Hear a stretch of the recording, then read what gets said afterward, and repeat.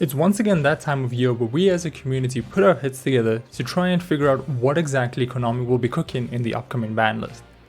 So after giving it much thought and speaking to some of you, here's what I think is getting hit in March. Let's get into it. Firstly, and starting off with things that will be on the forbidden list, Konami tends to ban 4 cards at a time. My first guess is that Fable Luri will be the one to get hit. Now this may seem a bit strange. By now most of us are tired of the Fiendsmith engine and would like to see them get hit directly instead of this indirect slap to the face. However, we need to remember that Fiendsmith have not yet been reprinted, so it doesn't make sense to hit any of their secret rares just yet. So what's the next big pick? Luri. Hitting Luri does 2 things to the engine. Firstly, it turns the attract from an E-tally to a Signet Mining, which is a major downgrade. Secondly, it means that your Fiendsmith play now requires you to use your normal summon, putting it in the same territory as the invoked engine. Yes, going from Moon into Requiem is essentially the same as it's always been, but you do have to commit 2 bodies to access this line, which players are already prepared for. Plus, it means running a bunch of ineffective engine tools just to make this line work. Yes, players can adapt and limit their Fiendsmith engine to a single engraver the same way Memento does, but doing so means that you run the risk of bricking on your one engraver while dedicating a lot of your extra deck to a plan B strategy. So I say hit Luri, and we can enjoy less from the Fiendsmith moving forward. My second hit has to go to Kashtira Birth. Now this card isn't super oppressive, but it is the reason why so many decks can run Kashtira as a secondary engine. Fenrir as a card is not good enough to ban on its own. Limiting it hurts pure Kashtira players for no reason. The same can be said about Unicorn.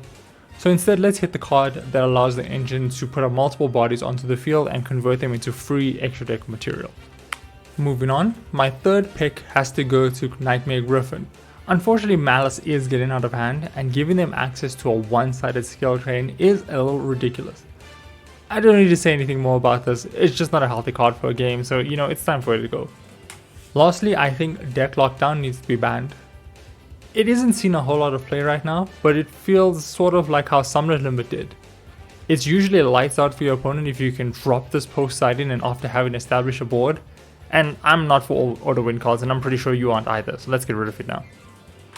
Moving on to the limited list, I have a few recommendations.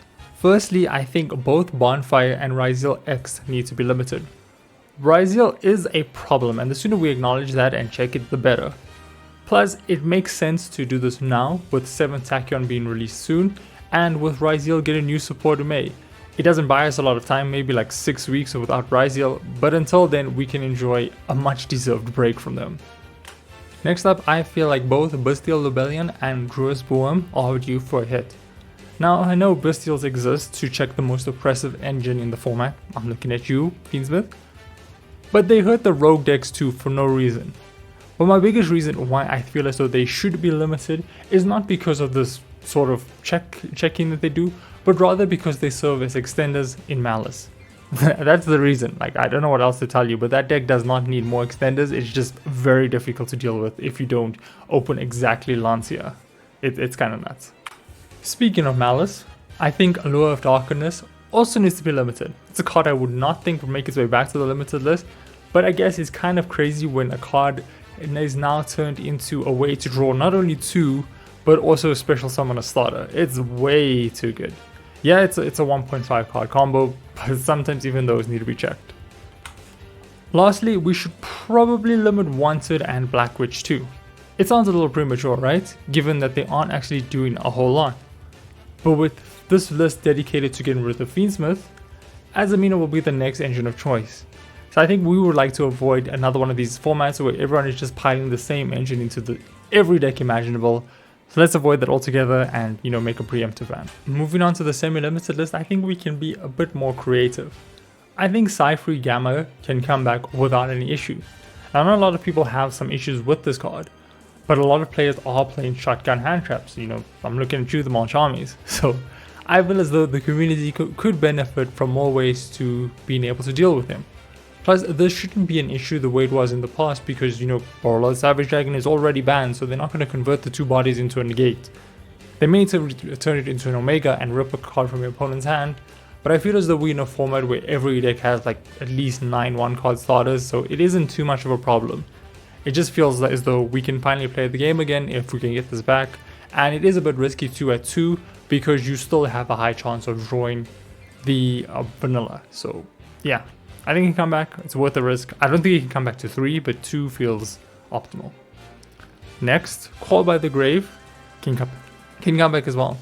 I get why this card is limited, but in a world where everyone is running 18 plus hand traps, it feels fair to have another way to deal with them.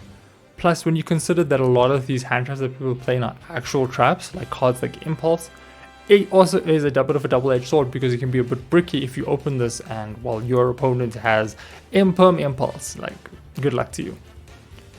Lastly, a bit controversial, but I've got Branded Fusion back to 2. Now I know Branded can still summon luck, but the deck doesn't really do anything otherwise. Branded Fusions to 2 isn't really going to change that. It just means the deck has more follow-up for the next turn, and I mean, let's be real, when you're playing Branded, you're basically playing without hand traps, so it's a very difficult deck to pilot, and I feel as though the people who have invested the time into learning it should at least be allowed to play their deck a bit better than they are right now. Finally, I think we can go to what's coming back to 3, the Unlimited list, and I think Pearly can get all its cards back to 3. This deck is very niche and shouldn't change the deck in any way. It's just a cheap deck that players can pick up and have some success with. So let's let them have that.